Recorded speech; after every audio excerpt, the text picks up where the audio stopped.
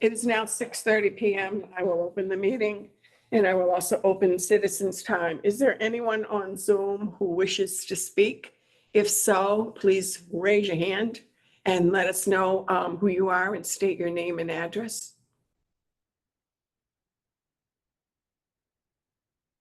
There's only one person. Am I correct? There's now a second person. Yeah. 1 second. I just want to make sure I have the right. Do we have to claim host? Are you sure we don't? You don't do it in the other room. I know. I just want to make sure we have like administrative rights. Hold on one second. It was the right Zoom in the right location, right on the town website. Oh yeah, no, I just want to make sure we have like rights to like if like we need to like put people in a waiting room, that sort of thing. All right, I don't think we have a host key, but okay. So how come we don't see? Well, I think their video's off. But.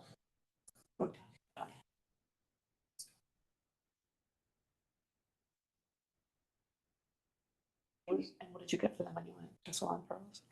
Okay. I'm not even gonna do a chest X-ray yet. I'm sorry. You want to do a PCR? I'm just gonna ask the folks on Zoom to identify themselves if they want to speak tonight. Please do. Fine. For those on Zoom, if you can hear us, do you plan on participating in public comment tonight?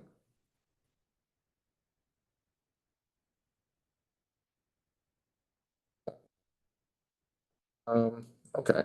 No comment? I assume they can hear us. I think that maybe they're just not participating. Okay, so I don't see any participation. We will now close citizens' time, public participation at 6:31. Okay, we'll move on to the agenda, the approval of the meeting of the minutes on October 16th. Does anybody have any concerns or questions about those? And Accurate. can we have a motion to accept? Make a motion to accept the minutes of October 6th 16th. as written. I second the motion. Second, all in favor? Linehan, aye. McConley. And so are I. Okay, so moved to accept those minutes. Anthony, if we could have, I don't know if you're doing the update on the online food establishment. Yes, I am. inspections. Okay. Yeah. So Aaron and Dan aren't going to be here tonight, but essentially we are basically going to be live right after this meeting. We've had some kind of technical issues, but everything is done for now. So we've been working with Jen McDonald, our communications director. Aaron was very good about working with her. And so we've downloaded all the reports back to January of this year. So we're going to start with that. And then all current inspections that are done, all the reports are being automatically sent to Jen, and then so those will be updated as they go up. So we are excited to have that up and running. Is it going to be like basically a 1 year sort of like a window?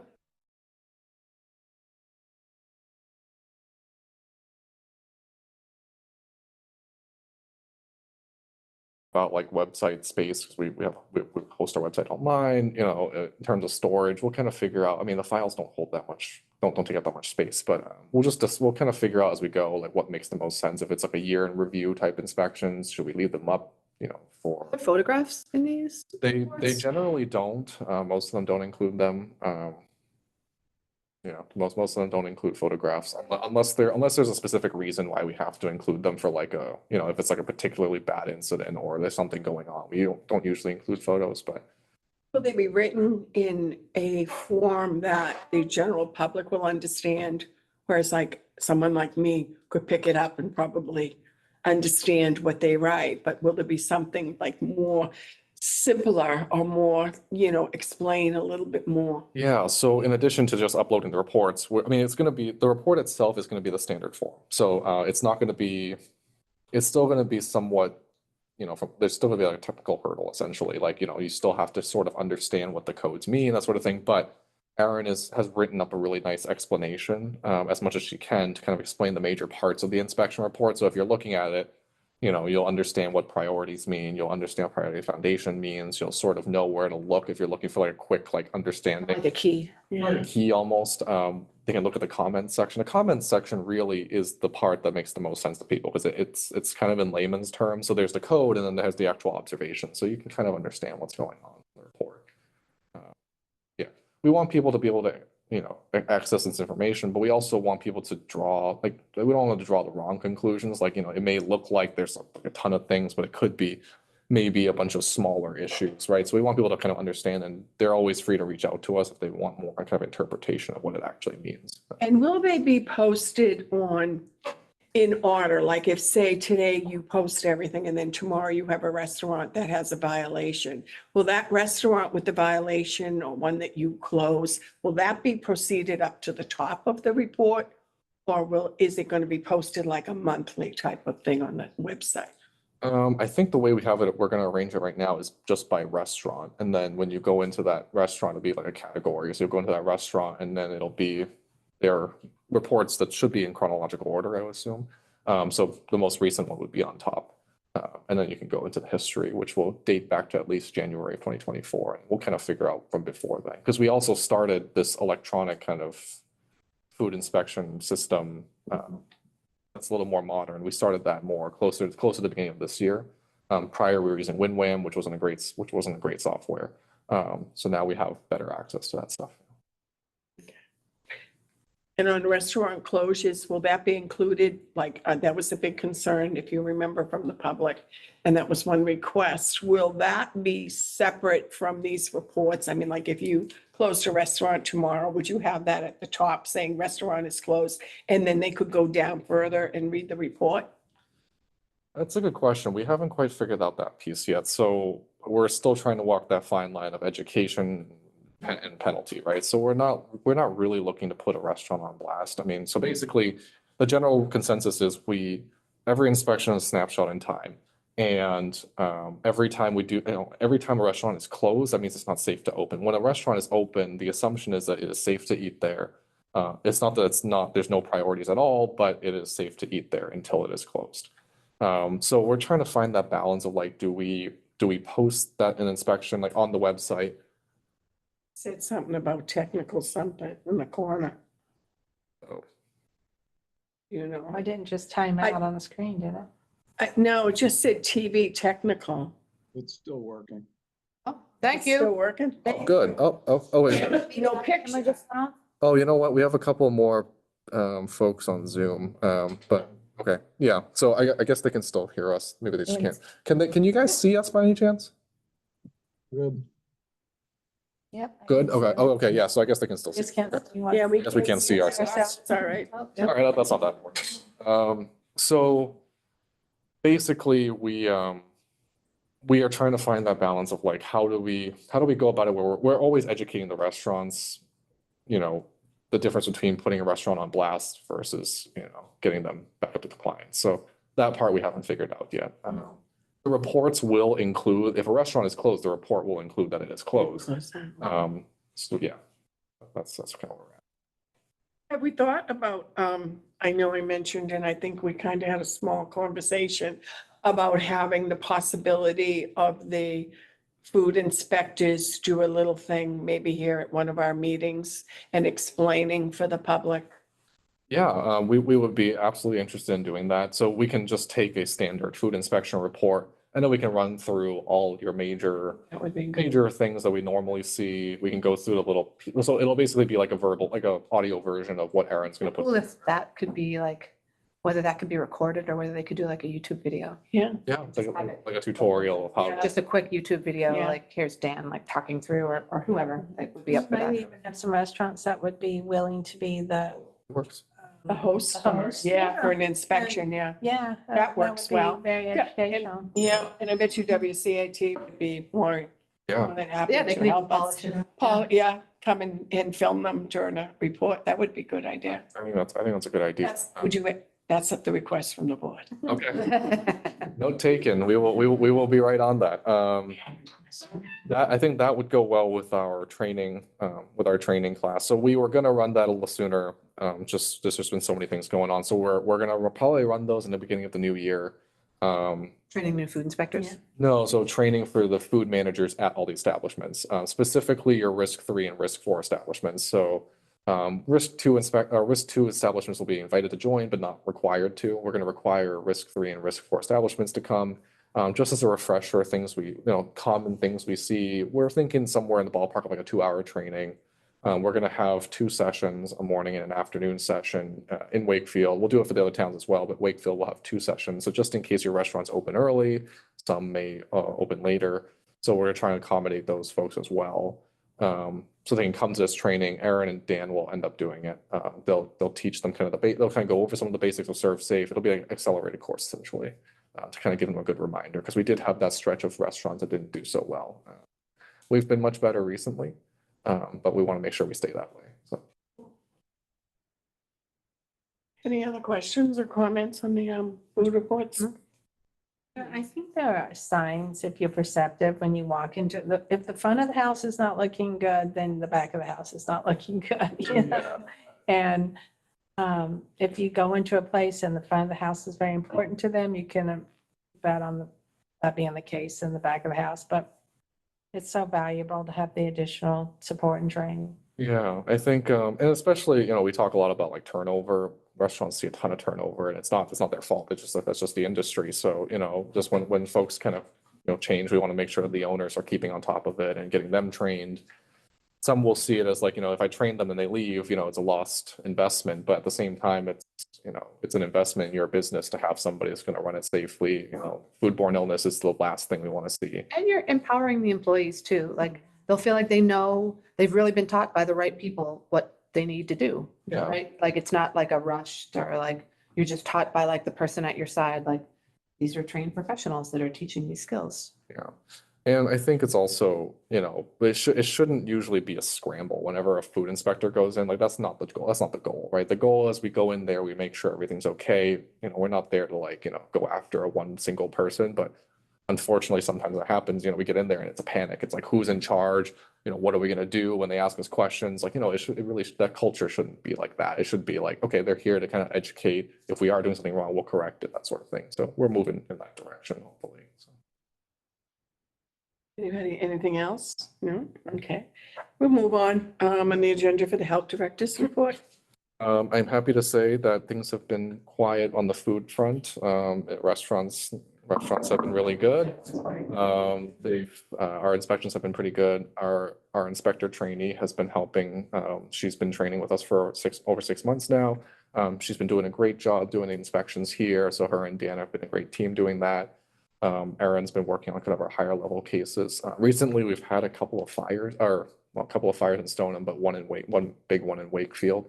So a few folks have been displaced at On Wakefield out there? Wakefield Ave. So we've been in touch with the residents. Tracy just recently joined Stoneham as our social services coordinator. She was the recovery coach here. But she has been great about stepping in and helping us as well. Those folks, is that like a house for folks that are recovering? Not that I understand. I think it was just a I multifamily. know there's one, I think, in that neighborhood that is recovering folks. I think there might be one in that. So like 4 units or something? I know someone's. It was like 4 to 6 units or something. Oh, it's It was a larger house. So like I guess it might be like a duplex or like Is it a total? Those older houses are big. yeah, those are all pretty big in that neighborhood. So only one side really is majorly affected. The whole place was obviously evacuated when the fire happened, but I think one side of the house has returned and the other side is kind of pending fire inspection. We haven't been out there yet, but I mean, from the sounds of it, it wouldn't be very productive for us to be there just because the conditions are that poor anyways.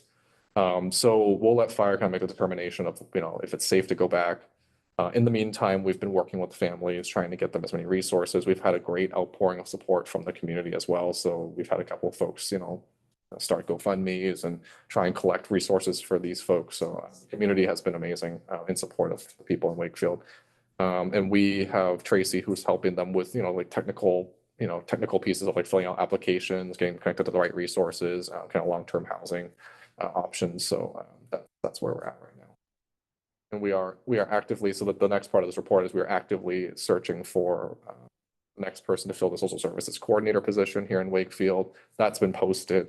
We're just in the middle of doing interviews right now. So we're very excited to bring somebody on to that position. It's very much needed, especially in this case where you see that there's been a fire, any kind of disaster, having like a person after the crisis with that warm handoff is really important. So that's kind of what we're at right now. The other update that we have is, I think it was our third day. Mhm. So, third day, we just hired a prevention and wellness coordinator that will be working with Liz Parsons. Her name is Madhu. She is currently a master's in public health student at BU. She has great experience working with youth. She'll be working with our youth action teams at the school. She'll probably have a hand in helping with the youth council as well. She brings great experience in the substance use prevention area as well. So she's just, this is her third day, she's getting her feet wet, get to learn all the names in town. But yeah, I think she's going to be a great addition to this team.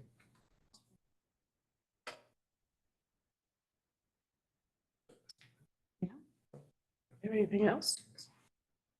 I think that's it. Oh, I mean, that's it for my part. Melissa's here to give the nurses report. Is that right? Like health nurse report.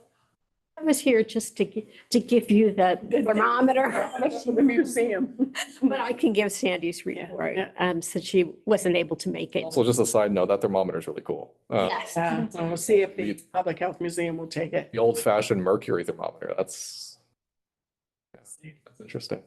So anyway, Sandy let me know that in terms of Wakefield cases in Maven, it's been pretty quiet. That there have only been a few foodborne illnesses, which is great. No pertussis this month. There was 1 or 2 cases recently. Just for perspective, Melrose has had 9 cases and 2 suspect. Most of them were from high school age kids that are fully vaccinated. So we're seeing breakthrough. No measles or anything, so that's good. There was a little scare for a little while. Sandy and I got a food safety article because we're coming up on the holidays and just about how to safely cook all of your things, like don't cook stuffing in your turkey, and how to actually safely thaw your bird and everything. So that's being sent to Jen. So it can be posted. Look at that. Go ahead. And then Sandy's working on a PowerPoint with the person who is a pharmacist who is working on the tax work-off program to talk about drug interactions for over-the-counter drugs for seniors. So I think that's going to be a great thing. And also Sandy's been working on the Noxalone training, and she's going to sort of roll that out in January and February. Is that going to be required or optional, or who's that for? It's going to be made available, I think, at first, probably City Hall and, all the town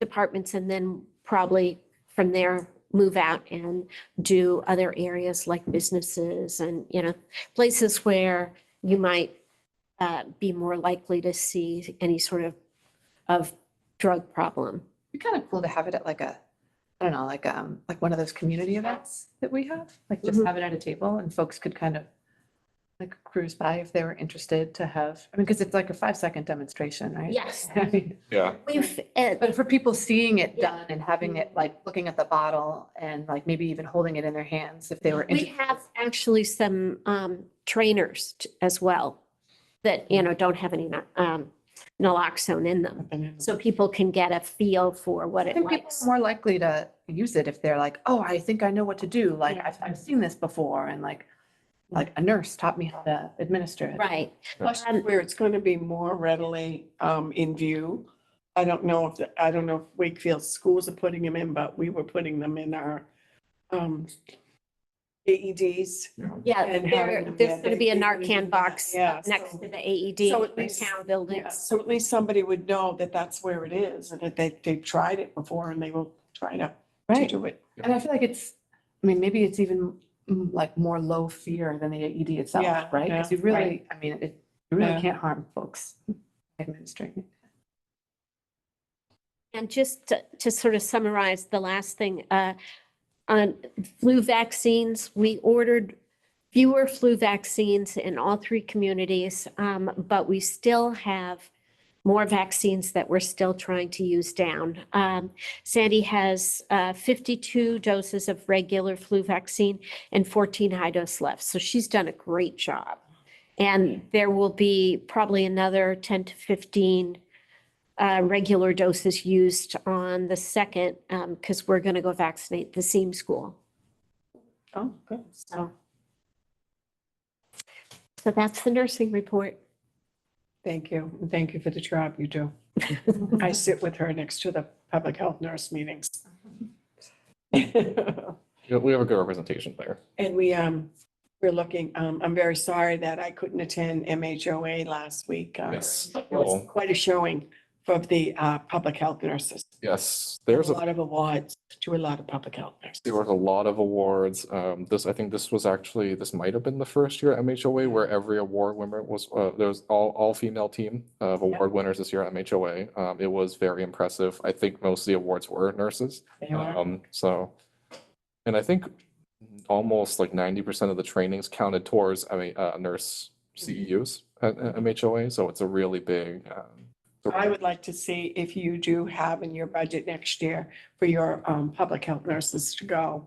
The trend is going for us pushing more and more towards them. And when we got rid of. to MHOA. Yeah, and becoming more partners and doing more partners, because we lost the local office of something or other we just lost, and we're, redoing it. And more public health nurses are not just staying in the nursing part of public health. They're moving onward. A lot of them are inspectors and a lot of them become directors. Well, a good amount of them were former, either current nurses or former nurses. Yep.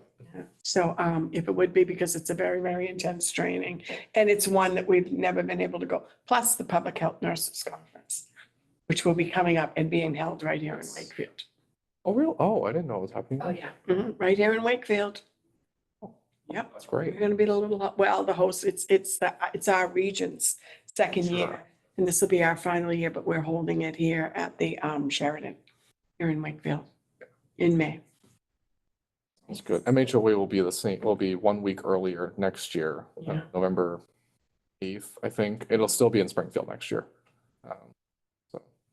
November 8th, It's the week after, it's the week the week after, Veterans. after APHA, I'm sorry, it's the week before Veterans Day week week. before Veterans. Yes.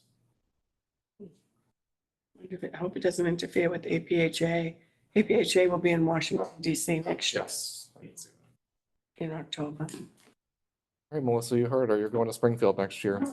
I heard that, yes. Book it in your calendar. Yeah, I am. I heard about it today on a conference call, a little bit about it, not much. Because I had done APHA online, because I couldn't make it out there. So, and I'm a big person on APHA. And I hope that our director can attend that next year. It's only in Washington. I will do my And that best. is a very, very prestige conference to attend. I'm an APHA alum. I've been there before. Yeah, so go again. It's not far. It's a short ride. Yes, Melissa. Yes. So the only thing I will say about MHOA, a wonderful experience. Again, the MHOA board did a great job. They put on an amazing training. It was 3 day, 2.5 days. Myself, the Melrose inspector, and the trainee were able to go to training. We learned a lot. Just getting to network with a lot of the folks there was also really important. Kind of understand like how other places do things. You are also on a panel. Yes, so Maureen Busby and I and Chris Bantham, who's the attorney from Northeastern Law University, we were there to do a nicotine-free generation panel. Very proud to say that we were some of the first communities to do it. It was a good experience. We ended up, sharing our knowledge with some of other towns. As you might know, Chelsea last night actually had their public hearing about this. So the Board of Health heard them, and they're actually a 5-member board. So they held it. They were going to vote on December 10th, I believe. So they had the hearing. They're going to deliberate in the next meeting. So we're very excited that will be we have 9 communities that have passed it. Manchester by the Sea has passed nicotine-free generation. So has Concord. And several other communities are coming up. Needham is coming up very soon as well. So, yep. And the board has also been invited. I hope you guys all received the email. Yeah. Did you receive that, Marcia? Doesn't Yeah. sound familiar. Okay, She was on it, I no, thought. Laurel, well, the email, I'm not sure. Laurel was here when we passed nicotine free generation, but you should be receiving the invite as well. So there's an invite that's gone out to different boards of health. So essentially all the towns that Jason Lewis represents. There's going to be a celebration at the State House, November Monday.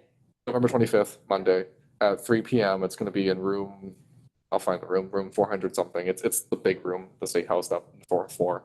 So 428 428. at 3 PM on Monday. Thank you. So there's going to be a celebration of all the towns that have passed it that are under Jason Lewis's purview. It's a big step in terms of tobacco control.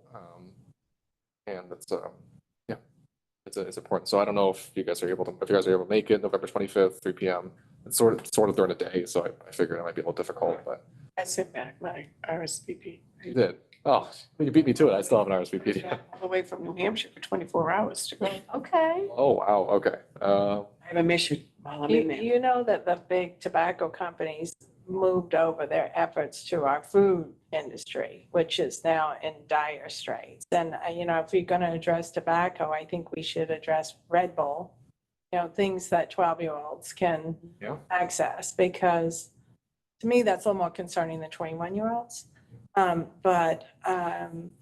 Yeah, our food supply in this country is horrific. Yeah, I mean, we were just talking about energy drinks is a good topic to bring up. Whippets. Yeah. Do you guys hear about whippets? Whippets are, Is that with the aerosols? Yeah. Yes. Yeah. yeah, so I mean, they're going by the same playbook. They're not age restricted products, so anybody can buy them. I mean, And they're food grade, they're not medical grade.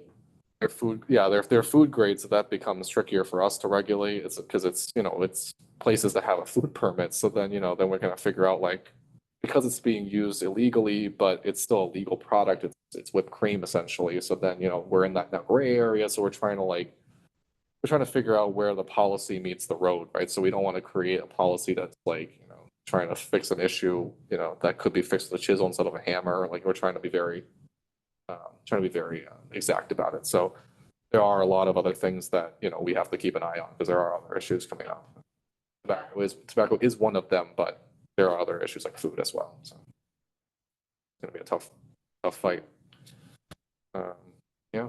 So MHOA, great. November 25th. Anybody who can come. Is there any other business that you want to bring up? Air quality, fires. Yes. Go ahead. Yeah. What's where are we at here? So we've been trying to keep track of the air quality index. We've had a better run of it. We had a kind of a rough run before a couple weeks ago. Now it's getting worse again. So we're just trying to keep track of it. We've been in touch with Tim O'Brien from the schools. So when we have a lower air quality index, we want to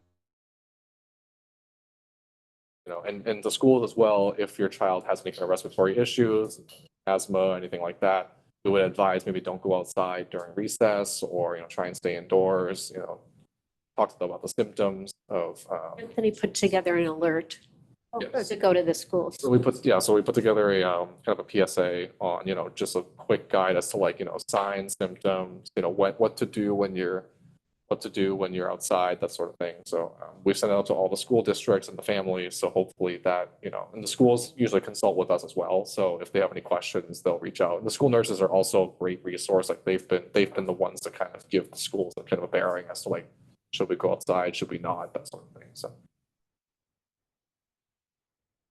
That's going to be one of our topics, hopefully at our conference in May. We have our conference here. We're trying to get a good speaker for that because so many of our communities in our local regional public health nurses have been exposed. They have them in their town and the two surrounding towns. And I went through one of them one day and it was horrific. You couldn't breathe in the car with everything closed. Yeah. And you could not see on the highway. That's how bad. when is the conference again? May, it's the week after Mother's Day, Wednesday and Thursday. Okay. We'll try and make sure all of our nurses come. Make sure they all come. Well, Sandy and, my God, Melissa both were there last year. and came and were a great help to us too, and did a lot of work for us during the conference. So they not only come to attend the conference, but we had an excellent conference, excellent. Mhm. And a nice one that you spoke at, it was mentioned today, when we were going over conference planning, that how you were one of our speakers. That was like 2 years ago. The only reason my name came up is Steve brought it up, right? I didn't bring up your name today at all, I just went, yeah, okay. Going over and asking me to get another speaker, okay, I'm working. I have two speakers, two wows, as we say, you have to have to, you can draw the people to come in and to speak. So we'll see. Anything else? I do want to bring up that I had sent everyone a link, as Yeah, you you know. did, yeah. And since I sent you that link, I have received 2 more links that this has been peer reviewed. I imagine that's probably typically the path, is that a study comes out and then people of interest and in, higher learning institutions do go in and peer review it. And as has been mentioned, the myocarditis is a known side effect. It's been also talked about that it hasn't caused any deaths, but given the fact that, COVID does not represent a huge concern to children, and we've known this from the onset, that you have to take into consideration that myocarditis could be something that your child does have to face, which is not an unserious condition. It's and pericarditis, very serious condition. So considering that we have informed consent in our country, I think it's important that parents do know this, and there's, been talk to speak to your doctor. But if you're educated to speak to your doctor, then you are able to talk to them and weigh out risk versus benefit. I tend to, when it comes to children, I err on the side of caution, because the children, they can't make these decisions for themselves. So I believe with informed consent, more parents should know that these studies are coming out, and to know the questions to address, and to be sure they're making the right decision for their child. So, There's nothing from DPH or CDC. I looked on these studies, nothing. And nothing from the immunization, I and just got nothing the from new the links. ACIP, right? Nope. Nothing has come out from them yet. Yep. And maybe that's what we'll have to Yeah. wait for them to come out with their guide. And personally, I think, we discuss it at every single visit, Right, but it's always been, and it always will be a personal choice. It's not something that's Right, but required. the in informed schools. consent is so important. Like, if parents aren't seeing this on the radar because it's not verified, but it's out there. Well, I think that all providers that are offering this vaccine should be aware of the risks and can inform the patients at the time. Right? That's their ethical obligation, would be to discuss all the risks with the patients at the time. Perhaps it is. I've never received an insert without asking for one. So that's, that's And something to usually, keep in. every time you get a vaccine, you'll get a vaccine information sheet. GIS. Right. Yeah. That'll have all that information. But often you do And have to on ask. now, isn't there on color underneath the Yes. COVID, there's a whole new bunch of questions to ask? Yes, And a That's good lot to of, hear. yeah, they are. I'm glad to hear that. Yeah, they do that, I know. and a lot of very interactive Yeah, questions. Well, I found it very interesting that MGH and Brigham is trying to unionize, because they're talking about the corporatization of healthcare. And that's very true. That's a very big thing we're all seeing. And, once partners got involved, and there's a lot going on with corporate profits over general health. And I just found it interesting that this, week it came out that they're trying to unionize to protect people. So that's what we're here for, right? To protect people. So I just wanted to put that out there. but I know we're taught, I don't know about you, but people get mad at me when they come to me for their flu shot, because I asked them the 20,000 That's questions. awesome. Yeah. It's just so in the habit, and it's funny because I watched a TV program yesterday, and the host on the TV were getting their flu shots from this quote specialist, okay? Never once did she ask them, have you had a flu shot before? Did you ever have any allergic reactions? Do you have this? Are you this? Have you recently had a fever? Have you recently had nothing? And I was like going nuts and my husband told me to calm down. That's incredible. I was, well, I know we do. Yes. I mean, and we had a discussion about this at our last public health nurse meeting. Was that the one that you were there when they were bringing it up about undercolor with all these new questions and how much longer it takes to administer the vaccine because there's all these new questions, you know, and you're trained, I know, but this doctor, I don't think doctors are as Thorough. they're not as, oh, I don't want to say thorough, no. I think it's more their training when you're in nursing and, you know, your nurse practitioners and even your PAs. You watch them, they start asking questions about things like that. I think it's just part of the training and what we've always been trained for, to do for flu. Yeah, and I think And all patients should always vaccines. feel empowered to stop the process and ask a question, Yeah. and they deserve to have an answer. Right? And that is specifically stated in color or in what you have to discuss with the patient, that they, you know, have the opportunity to ask questions. And if they are uncomfortable about getting the vaccine after that, they have the right to refuse. Of course, yep, they do. Go ahead, so. And a lot do ask the questions. I find, you know, well, I had my flu, but I didn't get my COVID. Could I get my COVID on the same day? Well, yeah, you could have, but we don't have it. So call your, you know, family doctor and find out, or call the local pharmacy, look into your insurance, make sure it's covered and make your appointment and do that. And that's what they do. What I'm hearing though is that there's not a lot of questions going on if you get your shots at CVS. I don't know anything about Walgreens. I think when you register at those places, you do, it's almost like color. I think you answer a lot of them. Yeah, before you During the go. registration Yeah, the process. registration process, yeah. And then I don't know exactly the protocol once you get there and like you're face to face. I've never had a vaccine, but they had the TB test done there because they're the only ones that do. I've gotten the COVID shot from CVS last year. Yeah, was there a lot of questions? So when you first do it online, they ask you all the screening questions that would be relevant to, you know, relevant to your risk factors. And then when you get there, at least the person who gave it to me was they pulled up your profile, and then they'll also ask you, they'll repeat some of the questions that are most relevant. Are all the COVID shots given there via online registration? Because I know there are elderly people that don't have. You can also call or show up in person. Because I did witness an elderly couple that were saying, are we going to be okay with this? Because we were really sick last time.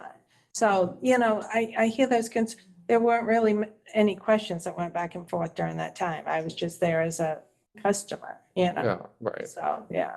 I mean, I think the standard of practice, and we hold ourselves to a higher standard, I think, but I think it's just, we have to make it more clear that, you know, give the information. It's sometimes a pain to ask the 20 or so questions. It is, but we do it because of this reason. We want to make sure everybody That's is. why we advocate for people to come to their public health department for Right. their flu shot. Yeah. And we used to do the pneumonia and we encourage them to come for a COVID because we take the time to question them and explain to them. And if they want to refuse, it's okay with us. It's okay. I mean, we've had, Many refuse at the last minute. yeah, we've had people show up where they're not feeling their best, or they answer one of the questions as no, and they're kind of like, well, this would be err on the side of caution. Don't get it today, you know, like then go to your PCP and, you know, so. I think we ran into that a lot in COVID. You remember the one that we did not feel comfortable giving the person a COVID shot and they went and called their doctor. Yeah, I And the remember. Doctor sent us a message too. It was okay. Yeah. Yeah. And I've had 2 cases of Guillain-Barré Yeah, in the years that I've been doing yeah. COVID here, flu here, so. Yeah, I've seen it. I think folks can always check in with the health department too. Right. Yeah, Like right, if yeah. folks in Wakefield have a question and they need to get some information, like they could email the health department, they could probably Right. come in, Right. you know. and Pick get- up they have the VSA. Yeah, just there. You get have the information. sheet, The information sheets right here. Yeah. So they could come by to the health department and pick them up. That would be good. And even if they had a question about something that we don't administer, they're through the immunization coalition group, and I can print it out. or Sandy or Heidi can. Anything else? Would you send those articles that you just got? You know, I think there's gonna be more and more coming Oh, out, okay. but I did just get them. I'm happy to send them along if you wanna. Yeah, I would read like to them. take a Okay, peek at it yeah. if I could, please. Yeah. That would be great. Anything else?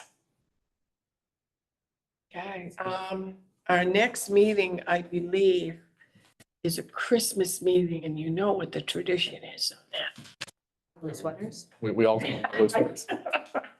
Well, not exactly. 18? Yeah, that's December 18th. It's not one of the Jewish holidays, is it? No. If there, traditionally, it has been, if there is nothing of extreme importance, they have kind of held it due to the holidays and the rush and all the meetings. Yes. And we don't have anything in particular that has to be filed before the first of the year, do we, on anything? Not that we're aware of, nope. No, okay. And your position is, the only position you have open right now is for a social Social services coordinator. coordinator? And is there anything else open that we would be, Not at have to know about? So that probably won't come about till after the first of the year anyways. this, yeah, likely not, yeah. Yeah. Probably even if we hire before the first, yeah. So we can put the 18th down. Is that okay with everyone? Until like a tentative and then, Yeah, as a tentative, just in case. And if we're good, maybe Santa will let us know we can have the night off. I don't care. no, I think between now and then, every restaurant will behave and everybody will be good. We'll put an elf on the shelf. Yeah. Every yeah. I am so glad we didn't do that when my kids were little. I don't know, no ideas. I'll send them out. All right, is there, and nothing else? If there's nothing else, and we'll put a tentative meeting on the 18th and see if there's anything, and even if we do postpone it and something comes up, we can call an emergency meeting, that'll be fine. Can we have a motion to adjourn? Make a motion to adjourn the meeting. Okay, second. All in favor? Aye. Linehan, aye. Silver, aye. Thank you very much. And hopefully the new year will bring us a lot of new things.